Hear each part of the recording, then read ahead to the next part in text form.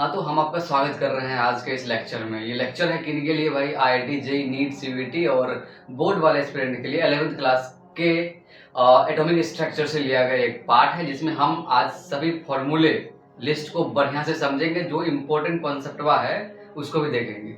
तो शुरुआत कर दे कहाँ से? वेलोसिटी ऑफ अप्रोच से। जब अल्फा पार्टिकल और इलेक्ट्रॉन के बीच अप्रोच होता है तो उसका एक फॉर्मूला होता है 4k(z)e² upon mass alpha into velocity of alpha particle का स्क्वायर, जहाँ पे k क्या है आपका कूलम्स लॉ में जो होता था ना वो है, और z क्या है एटॉमिक नंबर है, e चार्ज है इलेक्ट्रॉन का, mass of alpha particle, velocity of alpha particle. यहाँ पे बेसिकली कैसे प्राप्त करते हैं इसको? तो काइनेटिक एनर्जी और पोटेंशियल एनर्जी को बराबर कर देते हैं जब वो रुक जाता है तो, और वहां से आ जाता है ना। और देखिए r बराबर r0 इंटू ए की पावर 1/3। ये r क्या है? रेडियस है ऑफ न्यूक्लियस। और ये r0 जो कि 10 की पावर -15 के पावर का होता है। प्लैंक कांस्टेंट को अगर आप फ्रीक्वेंसी से मल्टीप्लाई कर दोगे तो एनर्जी आ जाएगा। इसी का दूसरा रूप आता है c/λ करने से, है ना। आप जानते हो ना एक रिलेशन होता है वेवलेंथ में, c में और फ्रीक्वेंसी में, उसको करने से ये आ जाता है।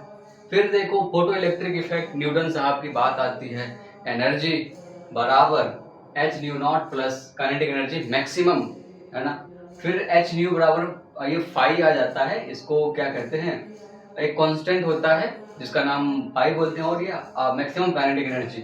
And then quantization of angular momentum, यानी कि जो एंगुलर मोमेंटम होता है वो h/2π, ये h/2π है ना, इसका इंटीग्रल मल्टीपल होता है।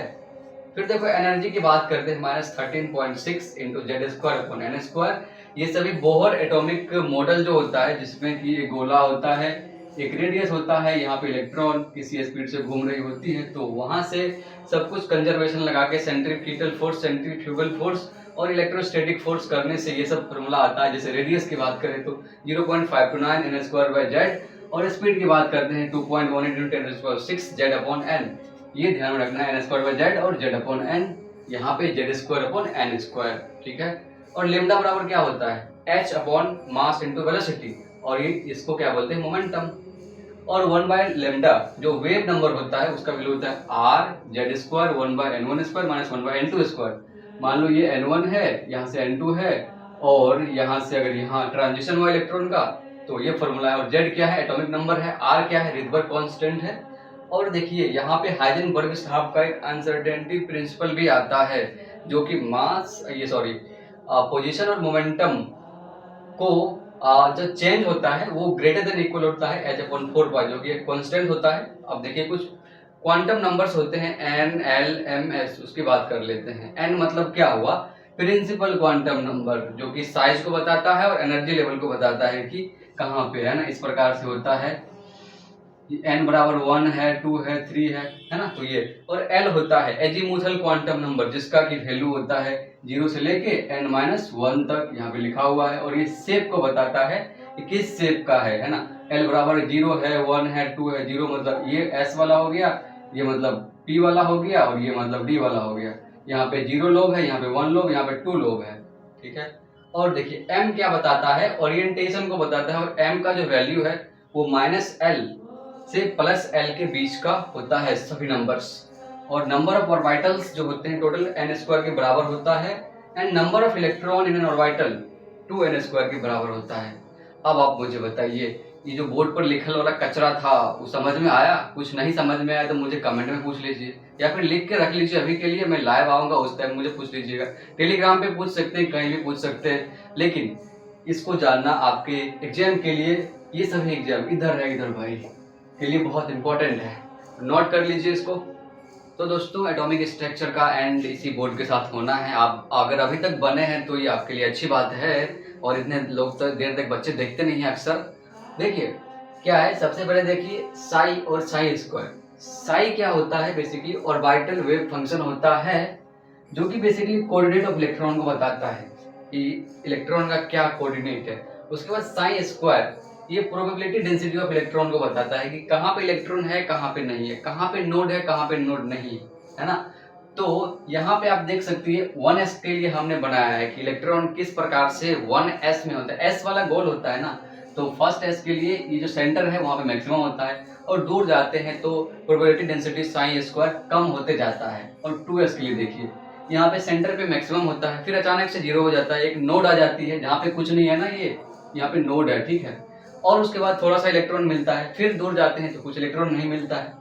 आप इस ग्राफ से देख सकते हैं साइन स्क्वायर और आर का जो ग्राफ है वहां पे देखिए मैक्सिमम पीक से शुरू हुआ और घट के 0 हो जाता है 1s के लिए, यहाँ पे कोई नोड नहीं होता है। और 2s के लिए देखिए पीक से शुरू होता है, एक नोड आ गया, फिर ऊपर गया, फिर ये 0 को टेंड कर गया, है ना।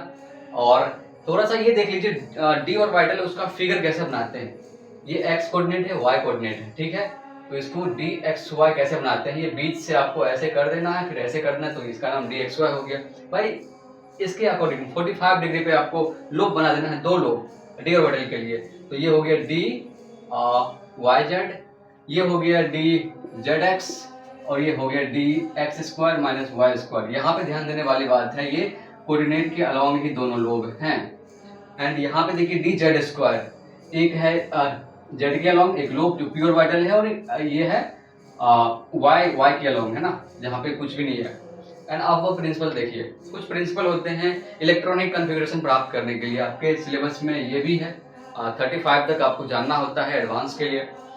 और देखिए क्या होता है, सबसे पहले इलेक्ट्रॉन कैसे भरता है इलेक्ट्रॉनिक कॉन्फ़िगरेशन किसमें, तो ऑर्बिटल के अंदर, ये ऑर्बिटल होते हैं ना, इसमें कैसे भरता है, सबसे पहले कम एनर्जी लेवल वाले में, उसके बाद उससे ज्यादा एनर्जी लेवल कम मतलब स्टेबिलिटी ज्यादा, इलेक्ट्रॉन वहां जाना प्रेफर करेगा जिसकी एनर्जी लेवल बहुत ज्यादा है, स्टेबिलिटी ज्यादा है, एनर्जी लेवल कम है, ठीक है, तो यहाँ पे ऐसे जाएगा और यहाँ पे ऐसे जाएगा। ये तीर देख रहे हैं ना, ऊपर एनर्जी लेवल बढ़ रहा है, स्टेबिलिटी घट रही है, तो इस प्रकार से पॉली एक्सक्लूजन प्रिंसिपल, कोई भी 2 इलेक्ट्रॉन है ना, उसका जो principal quantum number, azimuthal quantum number, magnetic quantum number और स्पिन क्वांटम नंबर का जो सारा वैल्यू है एक एटम के लिए सेम नहीं हो सकता, अगर सेम है तो भाई वो एक ही है ना। Then Hund's rule of maximum multiplicity, pairing of electron तभी होगा, जैसे मान लीजिए इसमें पहले सब सिंगल भर जाएगा ना, तभी हम इसका पेयरिंग करेंगे, ये नहीं कि ऐसा कर देंगे, मान लीजिए इसको ऐसे कर दिए और यहाँ पे भर दिए, तो ये गलत हो जाएगा, ये पॉली एक्सक्लूजन प्रिंसिपल कहता है। देन इलेक्ट्रॉनिक कॉन्फ़िगरेशन की बात करते हैं भाई, आपके पास एक पीरियोडिक टेबल होता है ना, उस पीरियोडिक टेबल में क्या होता है, S block, P block, D block और नीचे में एफ ब्लॉक। एस ब्लॉक के लिए क्या होता है, NS होता है, NS1 NS2, पी ब्लॉक के लिए NS2 एंड NP 0 से लेकर 6 तक होता है। डी ब्लॉक के लिए NS NP N-1 D 0 से लेकर 10 तक होता है। एफ ब्लॉक के लिए NS NP N-2 F N-1 D होता है। मैं लिख देता हूँ इसको एक बार, इसको मिटा के आप नोट कर लेना। तो मैंने यहाँ पे आपको लिख दिया, बहुत मेहनत लगती है, आप लोग समर्थन इसका जरूर करेंगे। देखिए एस ब्लॉक के लिए NS 1 से 2 होता है, डी ब्लॉक पी ब्लॉक के लिए NS2 NP 1 to 6 होता है, डी ब्लॉक के लिए नोबल गैस कॉन्फ़िगरेशन NS 1 से 2 N-1 D 1 से 10 होता है। एफ ब्लॉक के लिए NS 1 से 2 N-1 D 10 N-2 F 1 to 14। और 2 इंपॉर्टेंट होता है क्रोमियम और कॉपर का, है ना, तो 4s1 यहाँ पे 3d5, यहाँ पे 2 होना चाहिए था लेकिन 2 नहीं होता है क्योंकि यहाँ पे एक्स्ट्रा स्टेबिलिटी आ जाता है due to half field of D orbital, और यहाँ पे भी 4s1 और 3d10 because of full field of D orbital का सारा भर जाता है, तो उसमें एक्स्ट्रा स्टेबिलिटी आ जाती है, इसी वजह से ऐसा कंक्लूजन होता है। तो आपको ये कैसा लगा मुझे कमेंट में बताइएगा, और आपको किस चैप्टर के फॉर्मूले चाहिए, आसान भाषा में मुझे भी ये भी कमेंट करिएगा। और सारे का जो लिंक, सॉरी क्या बोलते हैं इसको, नोट्स है, वो टेलीग्राम पे आपको PDF फॉर्मेट में मिल जाएगा, आप वहाँ से डाउनलोड कर सकते हो। And thank you guys, thanks for watching this video.